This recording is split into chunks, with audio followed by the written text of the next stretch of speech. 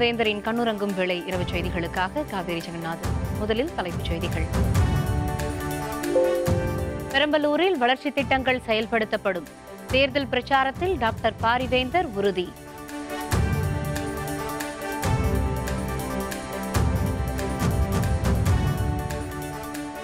தமிழகத்தில் சட்டம் ஒழுங்கு சீர்குலைவு. மு.க. ஸ்டாலின் குற்றச்சாட்டு.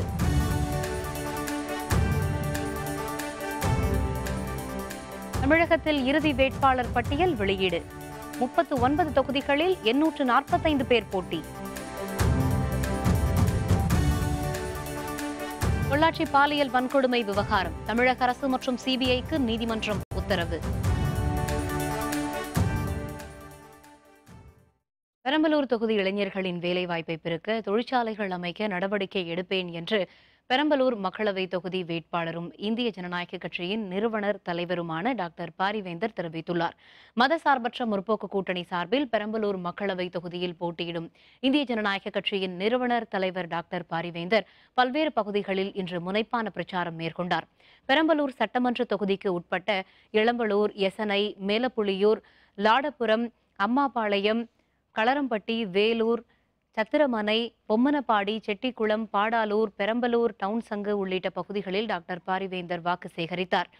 இளம்பலூரில் பேசிய அவர், குடிநீர் பிரச்சனையை தீர்க்க கொள்ளிடம் கூட்டு குடிநீர் திட்டம் மூலம் குடிநீர் வழங்க நடவடிக்கை எடுக்கப்படும் என்று டாக்டர் பாரிவேந்தர் தெரிவித்தார். பாராளுமன்ற தேர்தல் என்பது ஒரு மாற்றத்தை தரப்போகிற தேர்தல். நீங்கள் எனக்கு அளிக்கிற வாக்கு என்பது தலைவர் கலைஞருக்கு அளிக்கிற வாக்கு, தலைவர் தளபதி ஸ்டாலின் அவர்களுக்கு அளிக்கிற வாக்கு. இந்த தொகுதியில் என்ன பிரச்சனைன்னா வேலை வாய்ப்பு இன்மை. வேலை வாய்ப்பு இல்லாத காரணம் என்ன? நல்ல திட்டங்கள் இல்லை, நல்ல தொழிற்சாலைகள் இல்லை. இதையெல்லாம் கூட உங்களுக்கு பெற்றுத்தர எல்லா முயற்சியும் செய்து கொள்வேன். அதே போல் பார்த்தீங்கன்னா இந்த கூட்டு குடிநீர் திட்டம் இப்போ உங்களுக்கு வாரத்துக்கு ஒரு முறை வருகிறது. அது கூட சகோதரர் ராஜா அவர்களால் திட்டமிடப்பட்டு அந்த கொள்ளிடம் கூட்டு குடிநீர் திட்டத்தால் வாரத்திற்கு ஒரு முறை பெற்றுக் கொண்டிருக்கிறீர்கள். நான் கேட்கிற வகையில் உங்களுக்கு வாரத்திற்கு 3 முறை தண்ணீர் வேண்டும் என்று கேட்கிறீர்கள். அதற்கு ஏற்பாடுகள் செய்யப்படும் என்பதை இந்த நேரத்தில் சொல்லிக் கொள்கிறேன். அதே போல கிடப்பில் போடப்பட்டிருக்கிற பெரம்பலூரில் அடிகள் நாட்டப்பட்டு கிடப்பில் போடப்பட்டிருக்கிற மருத்துவக் கல்லூரி உறுதியாக திரும்ப அதை உயிரூட்டி அதை விரைவிலேயே கொண்டு வர முயற்சி செய்வேன். அதனைத் தொடர்ந்து எசனை கிராமத்திற்கு வருகை தந்த டாக்டர் பாரிவேந்தருக்கு ஆரத்தி எடுத்தும் மலர்களை தூவியும் பொதுமக்கள் உற்சாக வரவேற்பளித்தனர். பின்னர் மேலப்புலியூர் பகுதியில் உரையாற்றிய டாக்டர் பாரிவேந்தர், பெரம்பலூர் தொகுதியில் புதிய வளர்ச்சி திட்டங்களை செயல்படுத்த தனக்கு உதயசூரியன் சின்னத்தில் வாக்களித்து வெற்றி பெறச் செய்ய வேண்டும் என்று கேட்டுக்கொண்டார். வாக்காளர் பெருமக்களே, வருகிற பாராளுமன்ற தேர்தலில் ஆச்சார்பட்ட முற்போக்கு கூட்டணியில் அங்கம் வகிக்கும் திராவிட முன்னேற்ற கழகத்தின் வேட்பாளராக நான் உதயசூரியன் சின்னத்திலே போட்டியிடுகிறேன். உங்களுடைய மேலான வாக்குகளை உதயசூரியன் சின்னத்தில் இட்டு என்னை வெற்றி பெற செய்யுமாறு அன்புடன் கேட்டுக்கொள்கிறேன். உங்களுடைய மண்ணின் மைந்தர் அன்றுக்குரிய அமைச்சர் ராஜா அவர்கள் செய்த பணியினை தொடர்ந்து முடிக்கவும், புதிய பணிகளை தொடர்ந்து ஆக்கித்தரவும், இந்த பகுதியிலே வளர்ச்சியை ஏற்படுத்தவும், மையத்திலிருந்து நிறைய நிதியை கொண்டு வந்து உங்கள் ஊர் பிரச்சனைகளை தீர்க்கவும் எனக்கு வாய்ப்பளிக்குமாறு அன்புடன் கேட்டுக்கொள்கிறேன். பின்னர் லாடபுரம் பகுதியில் பிரச்சாரம் மேற்கொண்ட டாக்டர் பாரிவேந்தர் அதன்பின் அம்மாபாளையத்தில் உரையாற்றினார். அப்போது பெரம்பலூர் தொகுதியில் முன்னாள் அமைச்சர் ஆ. ராசா விட்டு சென்ற மக்கள் நலப்பணிகளை மீண்டும் செயல்படுத்த தனக்கு உதயசூரியன் சின்னத்தில் வாக்களிக்குமாறு கேட்டுக்கொண்டார்.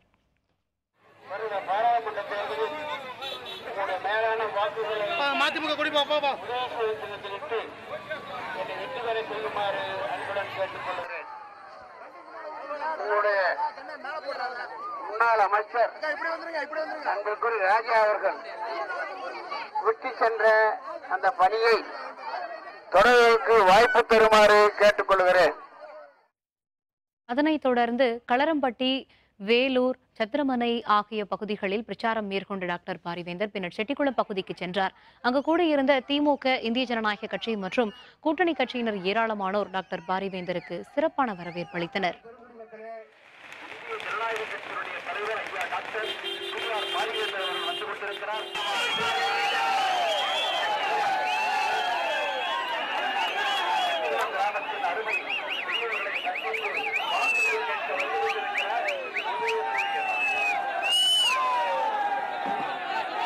நம்முடைய வெற்றி வேட்பாளர் மதிப்பிற்குரிய பாரிவேந்தர் நிலத்தில் வாக்கு சேகரிப்பார்கள்.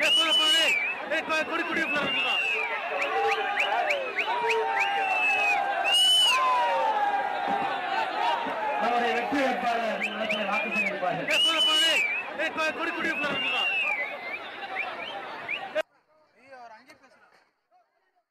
அதனைத் தொடர்ந்து பாடாலூர் பகுதியில் பிரச்சாரத்தில் ஈடுபட்ட பெரம்பலூர் மக்களவை தொகுதி வேட்பாளரும் இந்திய ஜனநாயக கட்சியின் நிறுவனர் தலைவருமான டாக்டர் பாரிவேந்தர் இறுதியாக பெரம்பலூர் டவுன் சங்கு பகுதியில் இன்று தனது பிரச்சாரத்தை நிறைவு செய்தார். முன்னதாக பெரம்பலூர் மக்களவை தொகுதி வேட்பாளர் டாக்டர் பாரிவேந்தருக்கு ஆதரவாக திமுக கொள்கை பரப்பு செயலரும் நீலகிரி மக்களவை தொகுதி வேட்பாளருமான ராசா பிரச்சாரம் மேற்கொண்டார்.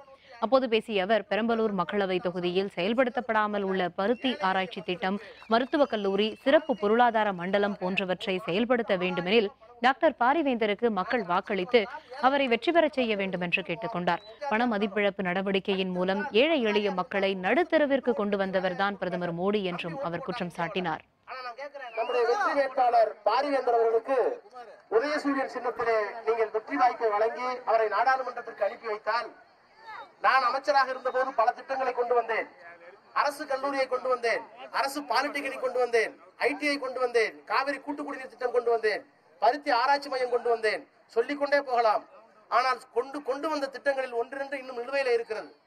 மெடிக்கல் காலேஜ், மருத்துவக் கல்லூரி இன்னும் வரவில்லை. ஜெயலலிதா முடக்கி போட்டார், எடப்பாடியும் முடக்கி போட்டார் 7 ஆண்டு காலமாக.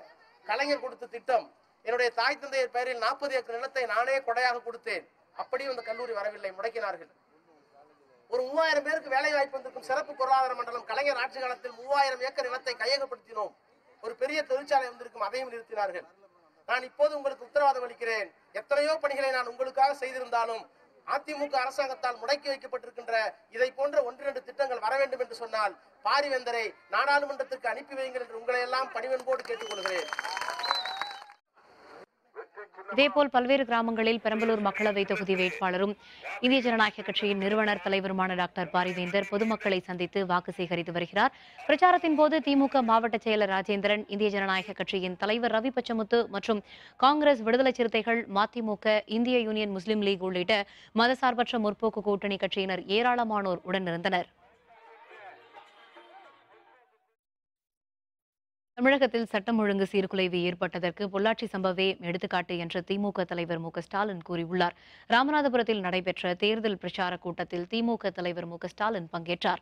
ராமநாதபுரம் மக்களவை தொகுதியில் திமுக கூட்டணியில் போட்டியிடும் இந்திய யூனியன் முஸ்லீம் லீக் வேட்பாளர் நவாஸ் கனி மற்றும் பரமக்குடி இடைத்தேர்தலில் போட்டியிடும் திமுக வேட்பாளர் சம்பத்குமாருக்கு ஆதரவாக வாக்கு சேகரித்தார்.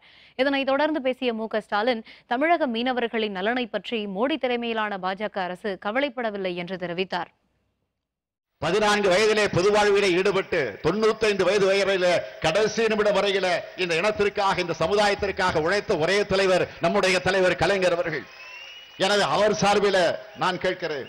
ஈரோட்டு மாநாட்டிலே பேசுகிற போது சொன்னேன், தலைவர் கலைஞர் அவர்களே, தமிழ்நாட்டிலே ஒரு சிறப்பான ஆட்சியை உங்கள் தலைமையில் இருந்த திராவிட முன்னேற்ற கழகத்தினுடைய ஆட்சியை கொண்டு வந்து உங்களுடைய காலடிகளை நாங்கள் வைப்போம், உங்களுக்கு பரிசாக தருவோம். அதுதான் நாங்கள் காட்டக்கூடிய நன்றி. சிறுபான்மையினர் நலனுக்கு அரசு பாடுபடும். துணை முதல்வர் ஓ பன்னீர்செல்வம் பேச்சு. விவரம் விளம்பர இடைவேளைக்கு பிறகு.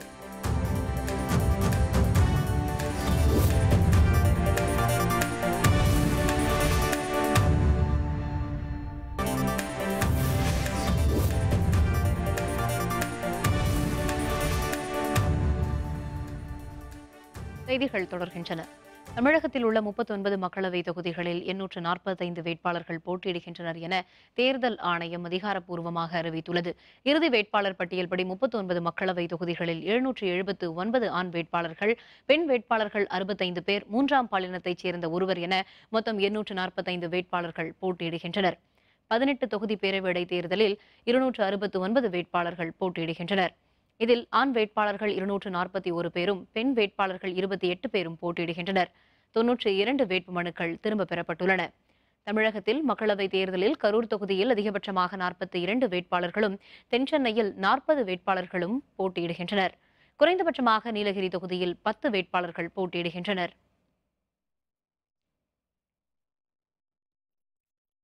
பொள்ளாச்சி பாலியல் வன்கொடுமை வழக்கை சிபிஐ பெண் அதிகாரி தலைமையில் விசாரிப்பது தொடர்பாக பதிலளிக்குமாறு தமிழக அரசு மற்றும் சிபிஐக்கு சென்னை உயர்நீதிமன்றம் உத்தரவிட்டுள்ளது.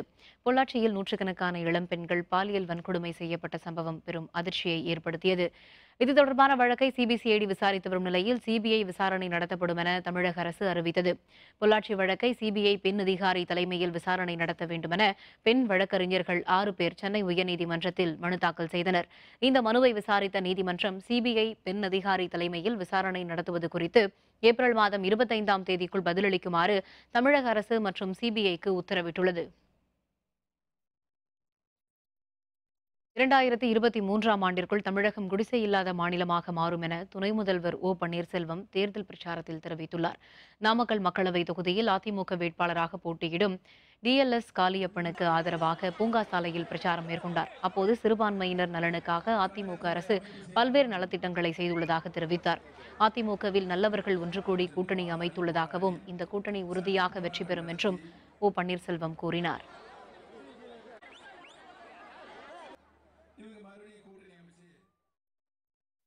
மத்திய சென்னை தொகுதியில் மதசார்பற்ற முற்போக்கு கூட்டணி வேட்பாளராக முன்னாள் மத்திய அமைச்சர் தயாநிதி மாறன் மீண்டும் போட்டியிடுகிறார். தாம் வெற்றி பெற்றதும் மத்திய சென்னை தொகுதியின் உள்கட்டமைப்பு வசதி, கடல் நீரை குடிநீராக்கும் திட்டம், வேலைவாய்ப்புகளை பெருக்கும் வகையில் புதிய தொழிற்சாலைகளுக்கு அனுமதி வழங்க முன்னுரிமை அளிக்கப்படும் என்று தயாநிதி மாறன் கூறியுள்ளார். அவருடன் நமது செய்தியாளர் மாரியப்பன் நடத்திய நேர்காணலை இப்போது பார்க்கலாம்.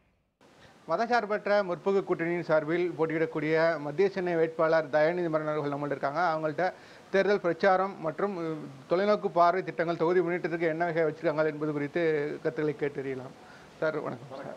சார், ஏற்கனவே இந்த மத்திய சென்னை நீங்கள் ஏற்கனவே போட்டியிட்டு இந்த 2வது மத்திய அரசில் அமைச்சராக இருக்கும்போது இந்தியாவுக்கே மக்களுக்கு பயனளிக்கக்கூடிய வகையில் அந்த ₹1 தொலைபேசி திட்டத்தை கொண்டு வந்திருந்தீங்க. அதே போல் தற்போது எதுவும் தொலைநோக்கு திட்டங்கள் வச்சிருக்கிறீங்களா? அதை பற்றி கண்டிப்பாக பார்த்தீங்கன்னா என்றால் கடந்த 5 ஆண்டு காலங்களே தமிழ்நாடு புறக்கணிக்கப்பட்டுள்ளது. தமிழ்நாட்டில் வந்து ஒரு புதுசாக ஒரு தொழிற்சாலையும் வரல.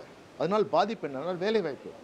2004 வந்து நாங்கள் வந்து 40 என்று நாங்கள் ஐக்கிய முற்போக்கு அரசில் பங்கு பெறும்போது பல தொழிற்சாலைகளை நாங்கள் கொண்டு வந்தோம். ஐடி தொழிற்சாலை, ஐடி புரட்சி ஏற்பட்டது. அதனால் வேலை வாய்ப்புகள் பெற்றன. பார்த்தீங்கன்னா இன்ஜினியரிங் காலேஜெல்லாம் சீட் கிடைக்காது. இப்போ பார்த்தீங்கன்னா இன்றைக்கி வந்து இன்ஜினியரிங் காலேஜ் போக மாட்டேன்றாங்க. ஏன்னா இன்ஜினியரிங் படிப்பு பிடித்தால் வெறும் 8000 ரூபாய்க்கு தான் சம்பளத்துக்கு வேலையே கிடைக்குது. என்ன வேலை பார்க்க முடியுதுங்க? இப்போ சென்னை சிட்டியில் பார்த்தீங்கன்னா ஸ்விக்கி இந்த மாதிரி வந்து ஃபுட் டெலிவரி பண்ணுறாங்க. அது மட்டும் இல்லை, படித்த படிப்புக்கும் செய்கின்ற வேலைக்கும் தொடர்புள்ள காரணம் இந்த மோடி அரசும் எடப்பாடி அரசும் செய்த கொடுமைகள். இன்றைக்கி தண்ணீர் குடிநீர் இல்லை. இன்றைக்கி வந்து வாரத்தில் 2 நாள் தான் தண்ணீர் வருதுன்றாங்க. அதுவும் வரல. பாதி மக்கள் டேங்கர் லாரியும் எல்லாம் வச்சு அங்கங்கே போர் பைப்பை போட்டு குடிநீர் பிரச்சனையை சமாளிச்சிருக்காங்க. அரசு ஒன்றும் செய்யவில்லை. 2004 நாங்கள் சொன்னோம், வந்தால் 1000 கோடி பதில் கடல் நீரை குடிநீராக்கும் திட்டத்தை கொண்டு வந்தோம். அது மட்டும் இல்லை, 2 டீசலினேஷன் பிளான்ட்டை இன்றைக்கி இருக்குது. ஆனால் அது பத்தலை. இவங்க என்ன பண்ணுறாங்க? அதை பற்றி தொலைநோக்கு பார்வையே இல்லை. என்ன பண்ணிக்கணும்? இன்றைக்கி வந்து பார்த்தீங்கன்றால் இன்றைக்கி சென்னை ஜனத்தொகை பெருகிக்கொண்டே போகும். அது ஏற்கதான் நீங்கள் பிளான் பண்ணல. இவங்களுக்கு வந்து எவ்வளோ லஞ்சம் அடிக்கலாம், எவ்வளோ காசு பண்ணலாம் தான் இருக்காங்க தவிர தாங்கள் பதவியை காப்பாற்றிக்கலாம்னு தவிர மற்றபடி சென்னை மக்களுக்கு ஒன்றுமே செய்யலை. திமுக தலைவர் இல்லாத நிலையில் முதல் தேர்தலை நீங்கள் வந்து சந்திக்கிறீங்க. இந்த தேர்தலை நீங்கள் எப்படி பார்க்குறீங்க? தொண்டர்கள் மக்கள் மத்தியில் என்ன மாதிரியான ஒரு உத்வேகங்கள் நிலவு? கண்டிப்பாக எங்கள் தலைவர் கலைஞர் இல்லாமல் சந்திக்கின்ற முதல் தேர்தல். ஆனால் அந்த பதட்டம் இல்லாமல் நாங்கள் வாக்கு கேட்க தைரியமாக செல்கிறோம் என்றால் எவ்வாறு 2004 தலைவர் கலைஞர் ஒரு சிறந்த கூட்டணி வைத்து திமுக, காங்கிரஸ் மற்றும் கம்யூனிஸ்ட் கட்சியில் கூட்டணி வைத்து ஒரு வலுவான கூட்டணி வைத்தார். அதைவிட வலுவான கூட்டணியை எங்கள் தலைவர் தளபதி மு.க. ஸ்டாலின் அவர்கள் 2019 தேர்தலை வைத்திருக்கிறார். கண்டிப்பாக வெற்றி உறுதி. அதை உறுதி செய்கின்ற வகையில் தான் மக்களின் மனநிலையும் இருக்கிறது. கடந்த 5 ஆண்டு கால மோடி ஆட்சிக்கு நீங்கள் எத்தனை மதிப்பெண் கொடுப்பீங்க? அவங்களோட செயல்பாடு பற்றி உங்களோட கருத்து? தமிழ்நாடு பொறுத்த வரைக்கும், ஏன் இந்தியாவை பொறுத்த வரைக்கும் மோடி அரசு 0-0-0 தான், ஒன்றுமே செய்யவில்லை. கோவையில் 6 வயது சிறுமி பாலியல் வன்கொடுமை செய்து கொலை செய்யப்பட்ட வழக்கில் குற்றவாளிகளை கைது செய்ய கோரி சிறுமியின் பெற்றோர் மற்றும் உறவினர்கள் ஆர்ப்பாட்டத்தில் ஈடுபட்டனர். கோவை பன்னிமடையில் பள்ளி சென்று வீடு திரும்பிய 6 வயது சிறுமி கொடூரமாக பாலியல் வன்கொடுமைக்கு ஆளாக்கப்பட்டு கொலை செய்யப்பட்டார். இந்த விவகாரத்தில் 5 நாட்களாகியும் காவல்துறை குற்றவாளிகளை கைது செய்யவில்லை என்று கூறி சிறுமியின் பெற்றோர் மற்றும் உறவினர்கள் மாவட்ட ஆட்சியர் அலுவலகம் முன்பு ஆர்ப்பாட்டத்தில் ஈடுபட்டனர். மேலும் இந்த சம்பவத்தை கண்டித்தும் குற்றவாளிகளை விரைந்து கைது செய்ய கோரியும் மாவட்ட ஆட்சியரிடம் அனைத்திந்திய மாதர் சங்கத்தினர் மனு அளித்தனர். அப்படின்னு சொல்லி நம்பிக்கை தந்திருக்காங்க. அது போக நிதி தர அப்படின்னு சொல்லியிருக்காங்க. குழந்தை நிதி உதவி தர அப்படின்னு சொல்லியிருக்காங்க. அப்புறம் அது போக 2 பேருக்கு கவர்மெண்ட் வேலை வாய்ப்பு தர அப்படின்னு சொல்லியிருக்காங்க. குழந்தைங்க இருக்கிறதுனால கழிப்பறை வேணும்னு சொல்லியிருக்கேன். அப்புறம் அது போக கேமரா செட் பண்ண தர சொல்லியிருக்கேன். பஸ் வசதி இதெல்லாம் கேட்டிருக்காங்க. சார் செஞ்சு தர அப்படின்னு சொல்லியிருக்காங்க. தமாகவுக்கு ஆட்டோ ரிக்ஷா சின்னம் ஒதுக்கீடு, தேர்தல் ஆணையம் நடவடிக்கை. விவரம் விளம்பர இடைவேளைக்கு பிறகு.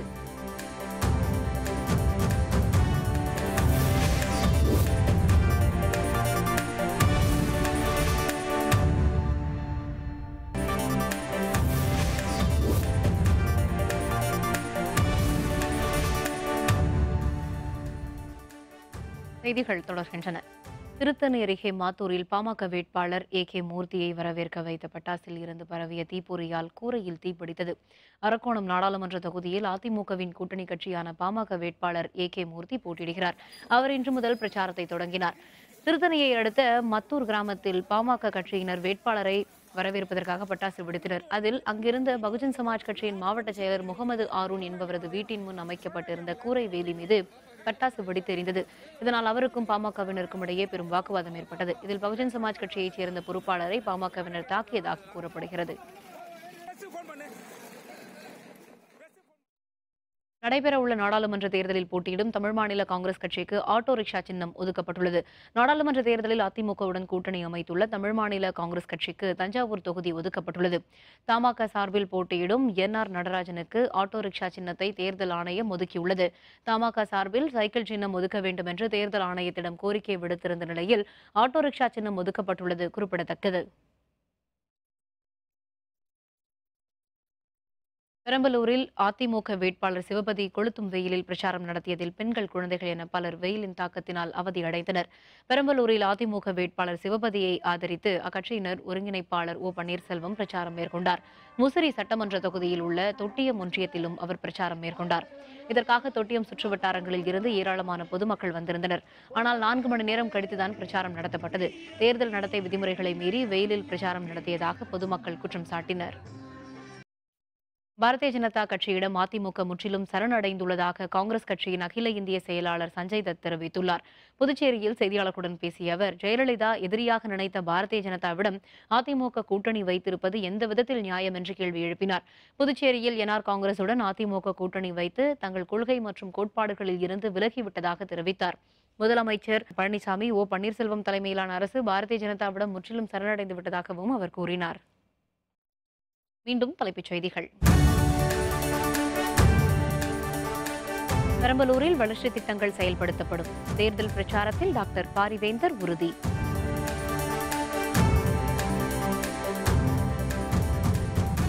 தமிழகத்தில் சட்டம் ஒழுங்கு சீர்குலைவு. MK ஸ்டாலின் குற்றச்சாட்டு. தமிழகத்தில் இறுதி வேட்பாளர் பட்டியல் வெளியீடு. 39 தொகுதிகளில் 845 பேர் போட்டி.